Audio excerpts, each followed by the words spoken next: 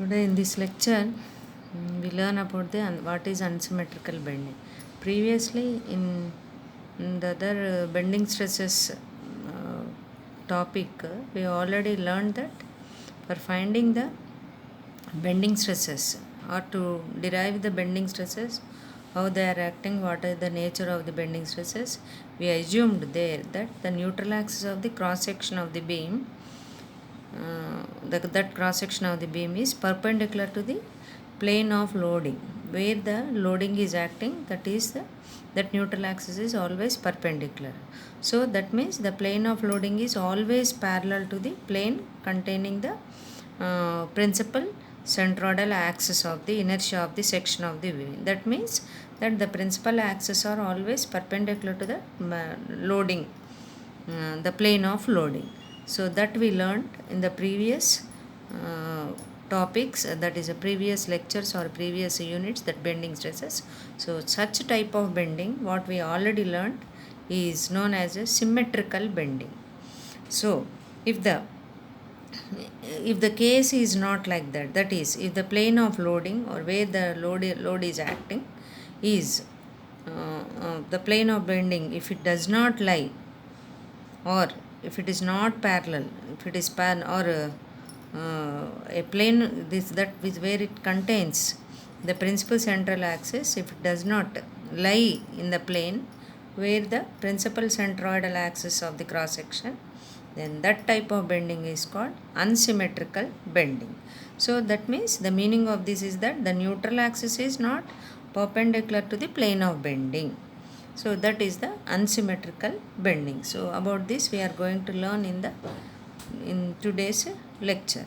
So that is that when this particularly the unsymmetrical bending occurs, there are 4-5 points. The first point is that when the section is symmetrical, like if it is symmetrical means it is of course rectangle, circular section, rectangular section or I sections. These are all symmetrical sections. So if these sections, the section may be symmetrical, but load line is inclined to both the principal axis. So if the load line is inclined to the principal axis, and then at that time the unsymmetrical bending occurs in the particular beam section. And the second one is that the section is unsymmetrical. So that means if the section itself is unsymmetrical, that is which is not a rectangular or circular, that means it may be like an angular section or a channel section, something like that, which are not section wise, they are unsymmetrical, and the load line is along any centroidal axis, and that time also there will be a possibility of unsymmetrical bending occurring.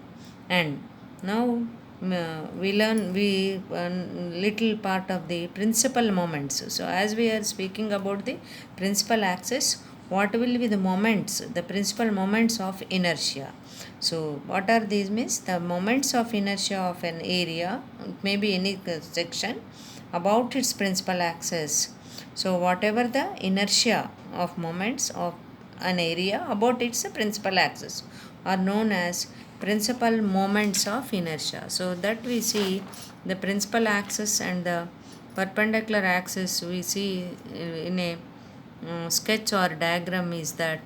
So if you see this diagram, this is OX and OY. OX and OY, these two are the perpendicular axis through this centroid. Here it is shown with A. And OU and OV, these two are principal axis at an angle of theta. So if you see here, theta, angle is theta, and this with these are this angle is that angle of inclination of this principal axis are there in the anti-clockwise direction. If you observe in the figure, you can understand that they are both of them are. That means to x-axis also anti-clockwise inclination theta, and even to y-axis also at an angle of theta in the anti-clockwise direction. And similarly, what are the conditions for this? So the condition for principal axis is, which already derived, is tan 2 theta is equal to 2 ixy by iyy minus ixs. This we take it as an equation 1. We write it as an equation 1. And principal moments. So the moments which acts to the principal axis, that is OU and OV. So about OU and OV. So about axis OU and OV are, so IUU. If you want to find out for principal axis OU, IUU is equal to half into IXX plus IYY plus half into IXX minus IYY into cos 2 theta minus IXY sin 2 theta. So this we write it as an equation 2. And also we can write another equation also is available to us, already derived in previous units, that is principal axis and planes. IUU is equal to half into IXX plus IYY plus half into IXX minus IYY secant 2 theta. Instead of cos 2 theta minus IXY sin 2 theta, this is also can be applied for some cases, that we take it as an equation 2. And similarly, for finding principal moments of inertia about VV, that is moment is IVV is equal to half into IXX plus IYY minus half into IXX minus IYY secant 2 theta. This we take it as an equation 2. So now if we add this, that is IUU plus IVV is equal to IXX plus IYY. So this we write it as an equation 5. And third one is that the coordinates UV. So if you take a point P here, and the what we write coordinates are for this particular point P, xy, and this is x and this is y, and also it may be u, and this is v, u and v. So relative to ox and oy, and the other one is OU and OV. So for this a particular point P is equal to the equations, you can write it as U is equal to x cos theta plus y sin theta, and also V is equal to y cos theta minus x sin theta. Now we write if IXX and IYY are equal, in case the fourth point we can write it as if IXX and IYY are equal, then 2 theta becomes 90 degrees. So cos 2 theta is equal to 0. So secant 2 theta is equal to 1 by cos 2 theta, which is 1 by 0. That will be 1 by 0 is infinite. So that means here secant 2 theta is infinite. So as we know, as we already taken the equation 3, secant 2 theta we have given. So if secant 2 theta is infinite, we cannot use this equation. This equation which is involved with secant 2 theta, as it is infinite, this equation we cannot use. Only we can use in the situations where here what is that IXX and IY are equal. Then we have to go for the equation I for calculating principal moment IUU. Only the equation 2 we have to use it. And now we take an example, or we calculate for the rectangular beam, that is which is having width of rectangle as B and depth of the rectangle as D, and the sides of the rectangle, of course if you see the figure we can understand that the sides of the rectangle are parallel to the principal axis of that is OU and OV.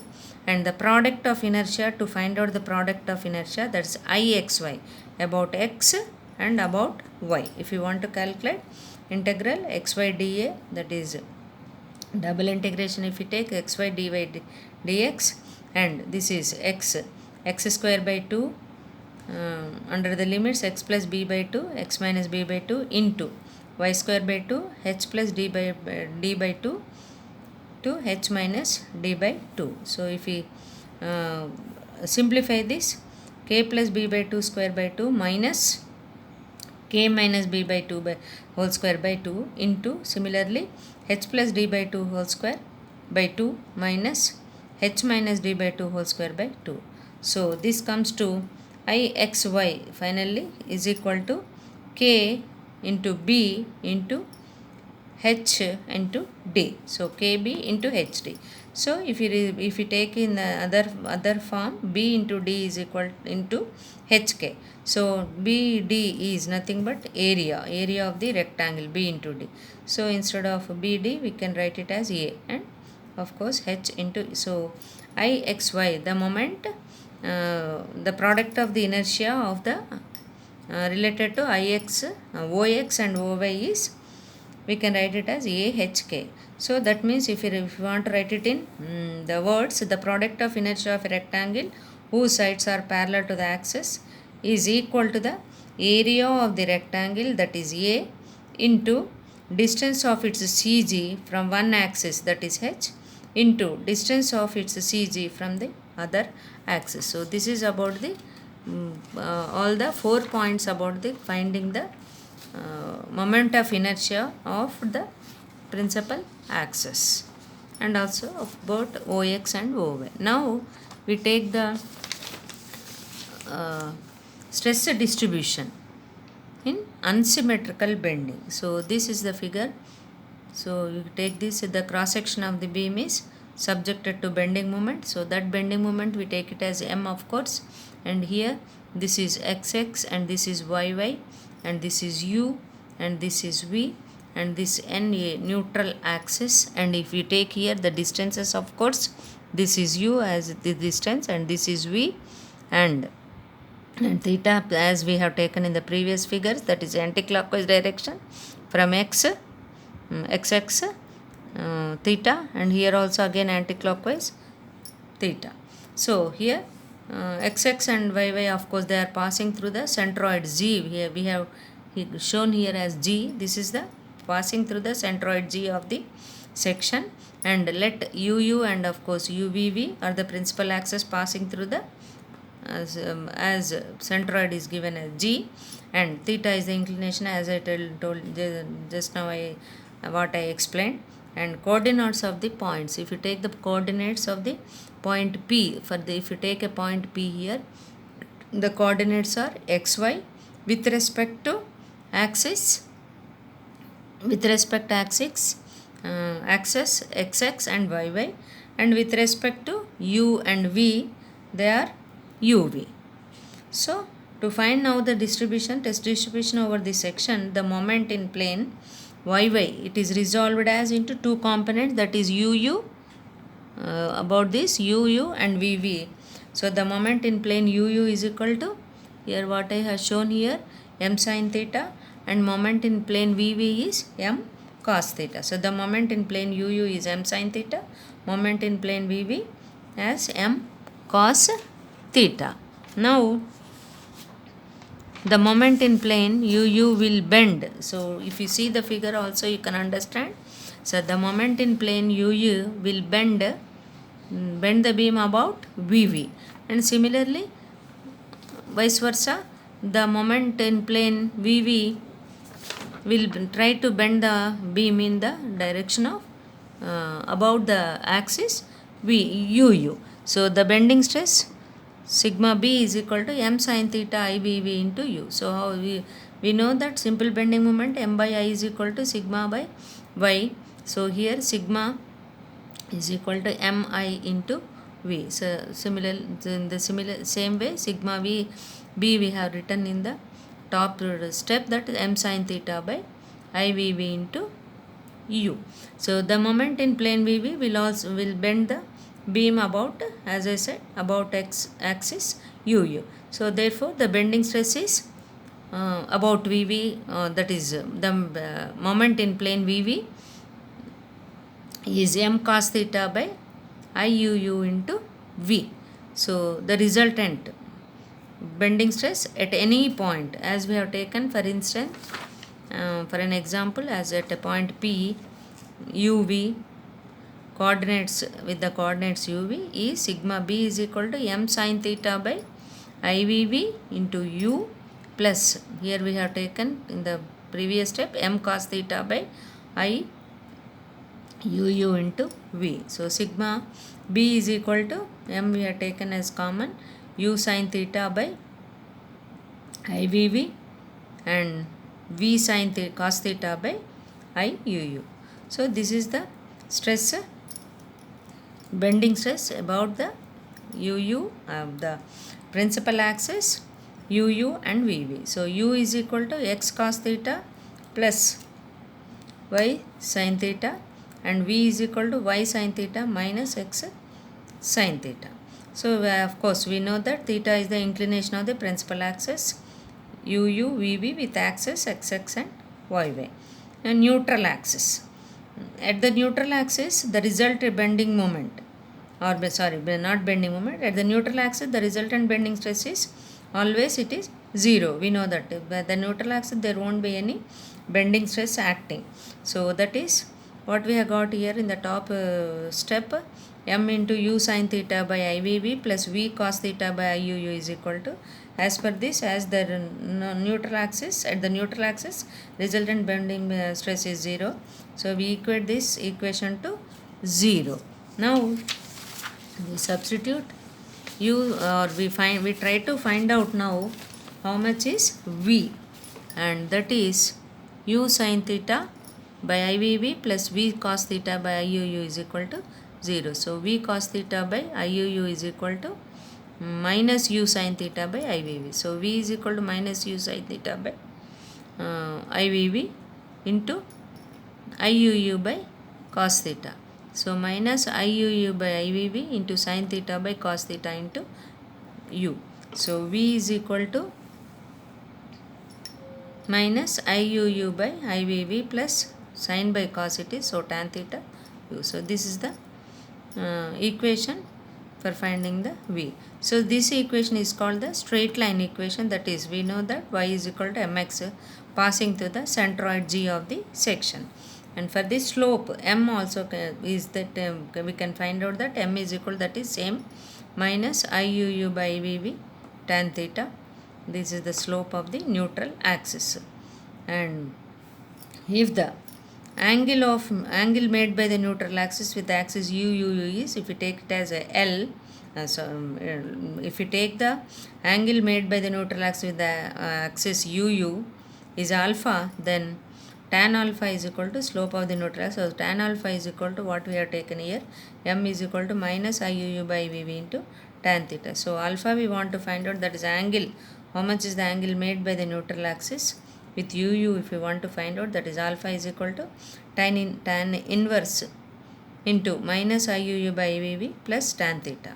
So the nature of the stress, so what we have calculated here, the stress will be definitely on one side of the neutral axis will be same, and whereas the other side, if you take if you want to find the nature, definitely it will be of a opposite nature. So that stress will be maximum at a point which is having maximum distance from neutral axis. So whatever the side where the maximum distance is there from the neutral axis, there it will be maximum stress will be occurring. And the moment, so depending on this we find out an example problem